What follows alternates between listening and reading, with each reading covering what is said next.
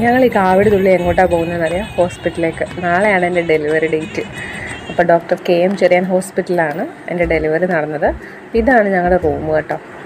അപ്പോൾ തലേദിവസമേ പോയി അഡ്മിറ്റായി.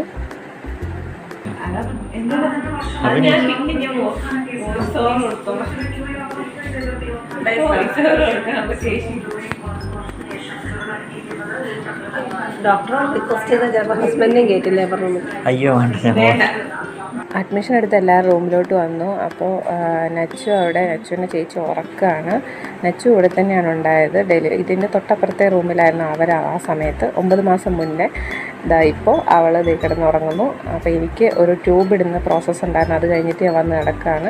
അപ്പോൾ ഇവിടെ വരുന്ന പേഷ്യൻസിനൊക്കെ അവരൊരു കിറ്റ് കൊടുക്കും. തോർത്ത്, ബ്രഷ്, അതേപോലെ തന്നെ പേസ്റ്റ്, സോപ്പ്, ടങ് ക്ലീനർ, എണ്ണ, ഷാമ്പൂ എല്ലാം കൂടെ ഉള്ള ഒരു കിറ്റ്. അപ്പോൾ അത് ഈവനിങ് ഞാൻ നടക്കാനായിട്ട് ഇറങ്ങിയാണ്. അങ്ങോട്ടും ഇങ്ങോട്ടും കുറച്ച് നേരം നടന്നു.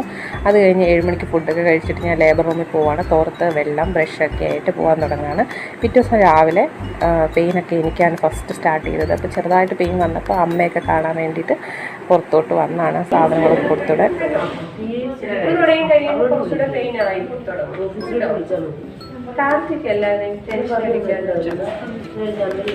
ഡോക്ടർ എപ്പോഴാണ് വരിക?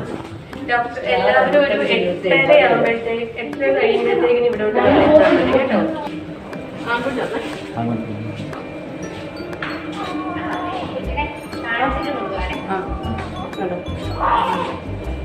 3:33 PM 3:33 സമയം. 3.480 കിലോ പസൽസ് ഉള്ള ആൻറ്റിബയോട്ടിക്സ് പിന്നെ സ്റ്റാർട്ട് ചെയ്യും. വേറെ കുഴപ്പമൊന്നുമില്ല.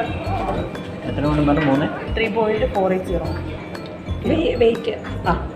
സമയം 3:33 PM. അതെ അതെ, ശരണ്യാണ് ആൺകുഞ്ഞാട്ടോ.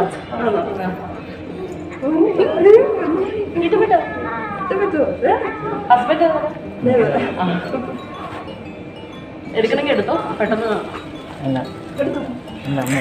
ഏട്ടന് ഫസ്റ്റ് എടുക്കാൻ പേടിയായതുകൊണ്ട് ചേച്ചിയാണ് അവനെ ആദ്യമായിട്ട് കയ്യിൽ വാങ്ങിച്ചത്. അപ്പോൾ അവനൊരു ബ്രീത്തിങ് ഇഷ്യൂ കാരണം 3 ദിവസത്തോളം NICയിലായിരുന്നു. പിന്നെ എന്നെ അവനെ ഒരുമിച്ചാണ് ഡിസ്ചാർജ് ചെയ്തത്. അപ്പോൾ അവനെ ആദ്യമായിട്ട് NICന്ന് കിട്ടിയപ്പോൾ തന്നെ ഒരു ഫ്രഷ് ഫീലായിരുന്നു. ഞങ്ങൾക്ക് അപ്പോൾ ജനിച്ചതേ ഉള്ളൂ എന്ന് തോന്നി. അമ്മയാണ് അവനെ എടുത്തത്. അപ്പോൾ ഇവിടുത്തെ ഈ ഹോസ്പിറ്റലിലെ മെയിനായിട്ട് എനിക്ക് നേഴ്സുമാരെ പറ്റി പറയാതിരിക്കാൻ പറ്റില്ല. കാരണം എനിക്ക് പെയിൻ ആയിരുന്ന സമയത്ത് അവരെൻ്റെ കൂടെ ഒരുപാട് സപ്പോർട്ട് ചെയ്ത് നിന്നു. ശരിക്കും പറഞ്ഞാൽ ഞാൻ ദൈവത്തെ കണ്ടു അവരിലൂടെ എന്ന് പറയാം. അപ്പോൾ ഈവനിങ് ആയപ്പോഴത്തേനും ഞങ്ങളെല്ലാം സെറ്റിൽ ചെയ്ത് പുറത്തിറങ്ങിയപ്പോഴത്തേനും ചേച്ചിയും ചേട്ടനും ഒക്കെ വന്നിട്ടുണ്ടായിരുന്നു. പിന്നെ ഈ വീഡിയോസൊക്കെ നേരത്തെ എടുത്തു വെച്ചതെന്ന് വെച്ചാൽ ഇവനെ ഫസ്റ്റ് മന്ത് പ്രഗ്നൻ്റ് ആയപ്പോൾ യൂട്യൂബ് ചാനൽ തുടങ്ങണമെന്നൊരു ആഗ്രഹം ഉണ്ടായിരുന്നു.